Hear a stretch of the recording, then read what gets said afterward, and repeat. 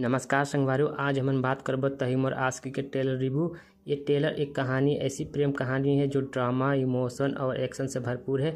Movie कहानी की शुरुआत होती है हमारे हीरो से, जिसे पहले एक गुंडे के रूप में दिखाया गया है। एक दिन हीरो बीच सड़क पर एक आदमी पर पिस्तौल तान देता है।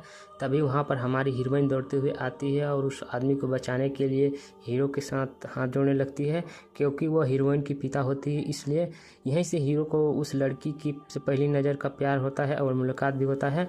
हीरो का इज़हार कुछ समय बाद होता है। हीरो उस लड़की के घर तक पहुंच जाता है और अपने प्यार का इज़हार करता है। लेकिन कहानी में ट्विस्ट तब आता है जब हीरोइन एक रेस्टोरेंट में कहती है मोला डर लागत है तुझसे, और वहाँ से चली जाती है।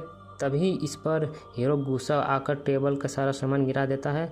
फिर अगले सीन में हमें देखते हैं कि हीरोइन हीरो से अपने पिता को छोड़ने के लिए कहती है, लेकिन हीरो इसके लिए तैयार नहीं होता है।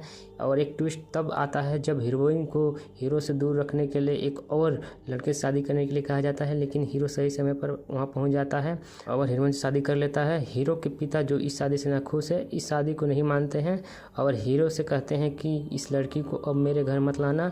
हीरो अपनी हीरोइन के साथ घर छोड़ देता है और दोनों एक छोटे से घर में रहने लगते हैं। ट्रेलर का क्लाइमेक्स की बात करें तो ट्रेलर के अंत में हमें एक शॉकिंग सीन देखने को मिलता है जिसमें हीरो को गोली लग जाती है। तो दोस्तों, ये था हमारा तहीमर आशिकी के ट्रेलर रिव्यू। का आप मैंने फिल्म के ट्रेलर रिव्यू पसंद आई है तो कमेंट बॉक्स पर जरूर बताओ। और मूवी बहुत जल्द आप मन के सिनेमाघर में देखने को मिल जाएगी।